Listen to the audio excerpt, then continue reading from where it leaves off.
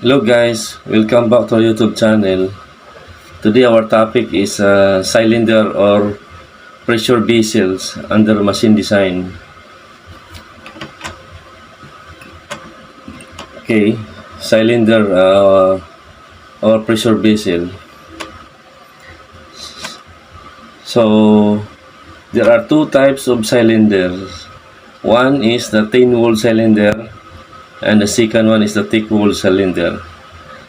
Now for thin wall cylinder, when can we classify that the cylinder is thin walled? Guys, if the thickness or if the ratio of the thickness over the internal diameter of the cylinder or the pressure vessel is equal or less than 0.07. So meaning to say, if the quotient value of thickness over internal diameter is less than or equal to 0.07, then the cylinder can be classified as a thin walled. If it is more than, then it will be a thick walled cylinder.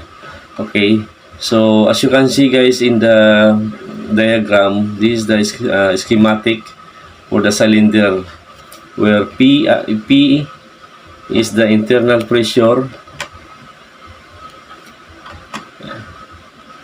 and the DI is the inside diameter, the T is the thickness of the cylinder or pressure vessel,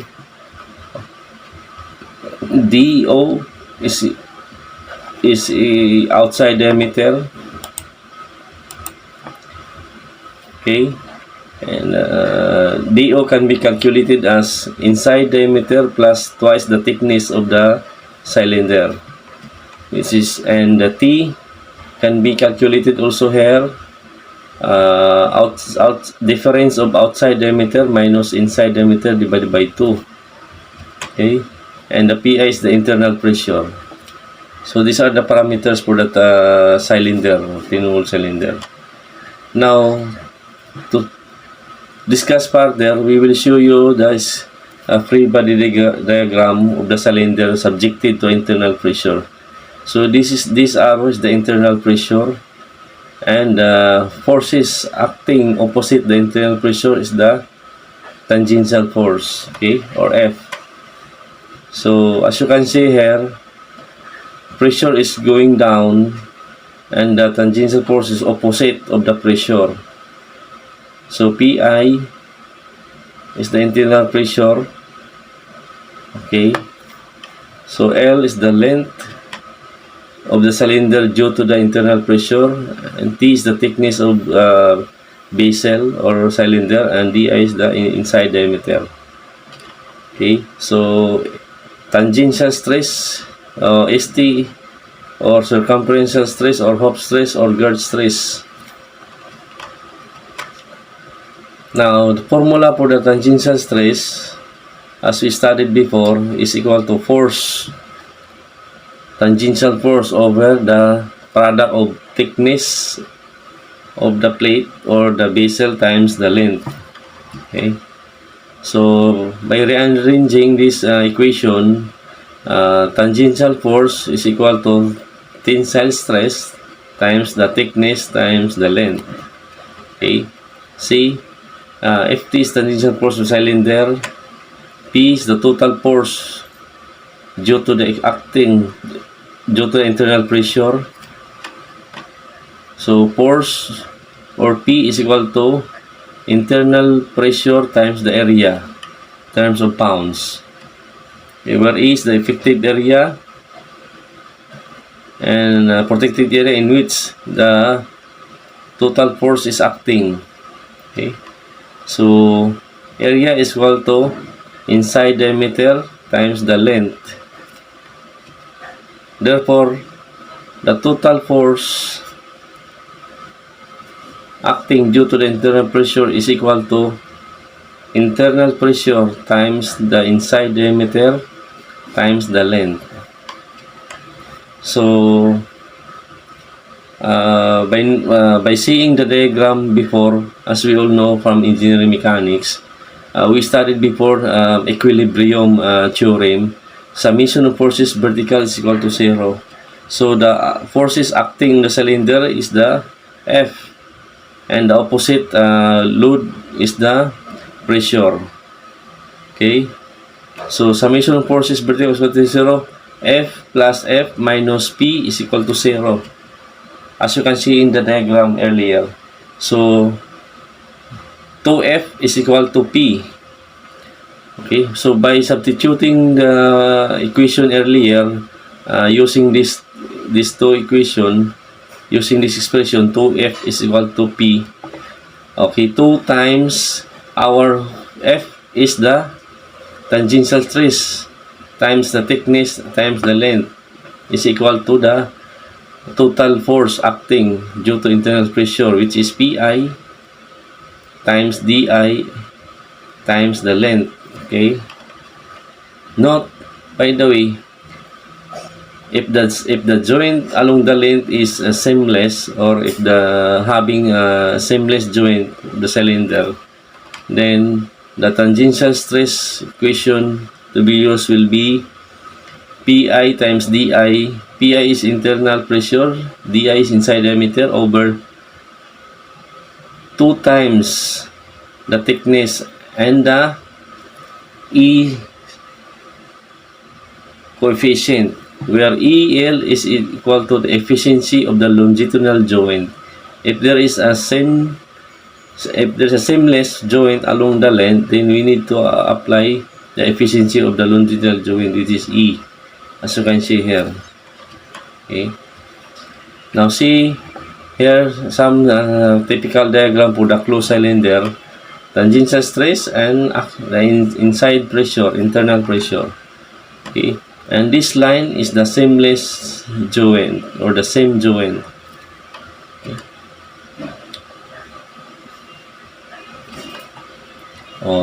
SA is equal to SL is equal to, meaning axial stress or longitudinal stress of the cylinder, and the equation will be tensile stress over 2,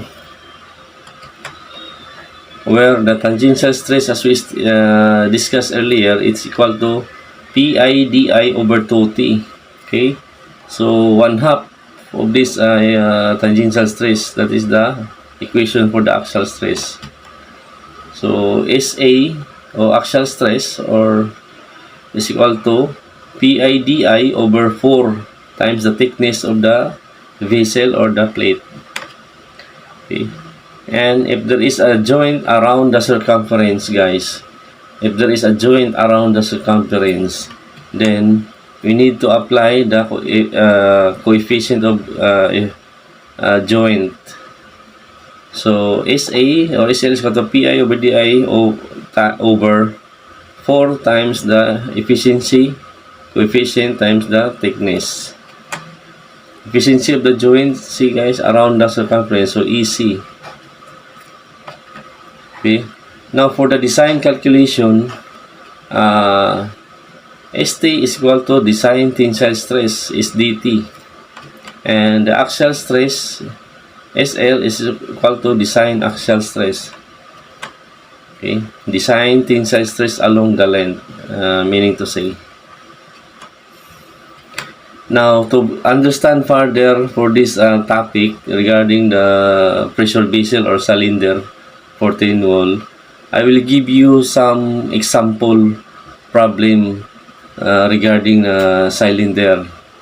Okay, so this is our problem.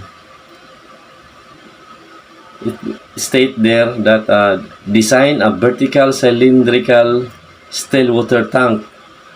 Okay, it's a cylindrical still water tank, vertical cylindrical still water tank having a diameter of 30 meters. It's a huge still tank or water tank.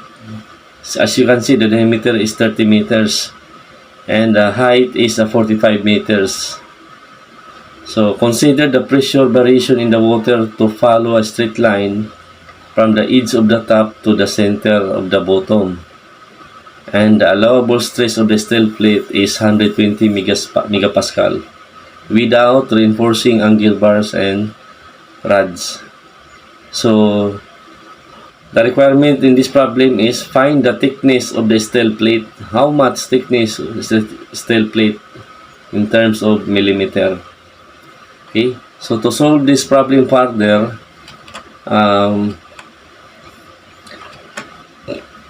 I'm showing you some schematic diagram for the vertical cylinder having the dimension of 30 diameters and the height of 45 diameters.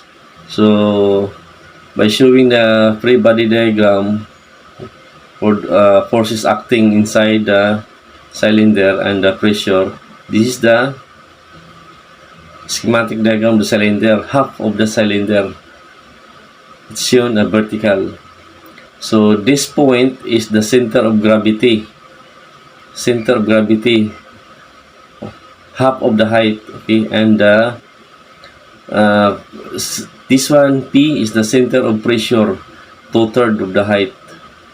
Okay, so it is acting inside the cylinder, going there, and the opposite forces is this one along the joint. Okay, along the joint here, F, and the F, 2F here. And this one is, we call this a bar H, height of the center of gravity. And this one is the height of the pressure, okay, from top. Okay, and this one is the length or the height of the tank, which is given the problem. And this one, center of pressure from the bottom is H minus HP. Okay, and center of gravity is H minus bar H. By the way, center of pressure, the height is H minus HP. Okay, so to solve further, as you can see here, H is the deepness of the center of gravity. Okay, which is equal to height over 2, or 1/2 of the height. Now the height is given, which is 45 meters.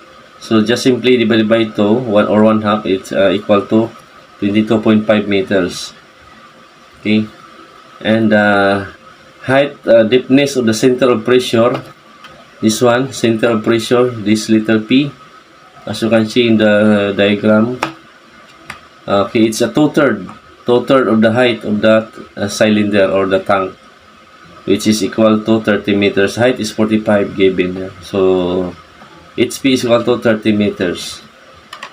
Now, the P here is the total force acting on the projected area in the vertical plane. So it is equal to the specific weight of water times the bar H, meaning to say the deepness of the center of gravity times the area. Okay, specific weight of water as our standard is equal to 9.81 kilonewton per cubic meter. A is the projected area in the vertical plane, again, which is equal to product of diameter and height. So diameter is 30 meters and the height is 45, which is equal to 1,350 square meter. That's the projected area of the force acting on the cylinder. So therefore, the total force acting is equal to specific weight, it is 9.81 kilonewton per cubic meter, times the height of the center of gravity, which is 22.5 meters, times the area, which is 1,350. So the calculated force acting inside the cylinder on the projected area is equal to 297,978.75 kilonewton. Okay, that's the value of P. Okay, and next is taking moments of forces about the lower base. Okay, so now, as we studied before from engineering mechanics, we will be applying now the equilibrium theorem. Okay, so the P acting on the vertical plane times the height, which is H minus HP, see here, minus F times H minus bar H, and the other F is F times H minus bar H is equal to 0.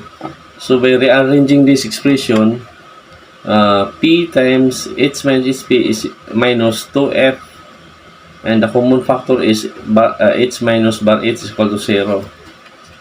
So by simplifying the expression, as you can see here guys, the force or the F is equal to the P times the moment arm H minus HP over 2 times H minus bar H. So our P here, as you can see before, which is already calculated, value is 297,978 kilonewton times the moment arm of that P is equal to 45. Height of that tank minus HP is minus 30. 45 minus 30 divided by twice the difference of 45 minus 22.5 meters. So it's equal to the force acting against the internal pressure is 99,326.248 kilonewton. Okay. Now, tangential stress or ST or synchronous stress on the cylinder is equal to F over the product of thickness and the height of the tank, or F or force over the product of thickness of the vessel or plate times the length of the cylinder. So it's just the same. So where T is the thickness of the cylinder or steel plate in meters, okay, and H is equal to L, the length of the cylinder or height is equal to 45 meters given in the problem, and ST is the allowable stress of the steel plate, which is given also in the problem, 120 megapascal, or in terms of kilopascal it's 120,000. Okay, so by substituting these values which is given in the problem, therefore thickness is equal to F over ST times the length of the water tank or steel tank or height, which is equal to the force F is equal to 99,000, which is calculated earlier here, 306.248 kilonewton divided by the tensile stress of the steel plate, which is given 120 megapascal, okay, times the length of the tank or the height, which is equal to 45 meters.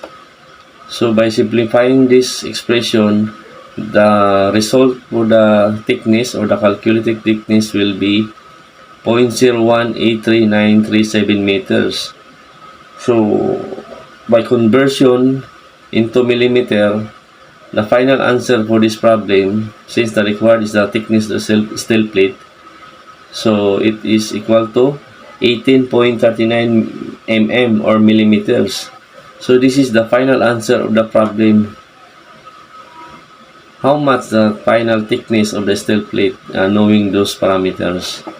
So this is the answer of the problem, 18.39 mm. Okay guys, so I hope you understand our example problem regarding the pressure vessel or cylinder on how to design, and I hope it will be useful also for those students who are studying in college and some engineers who are practicing in the field for designing steel tank, water storage tank. So this is the design procedure example. So again, thank you for watching and have a nice day.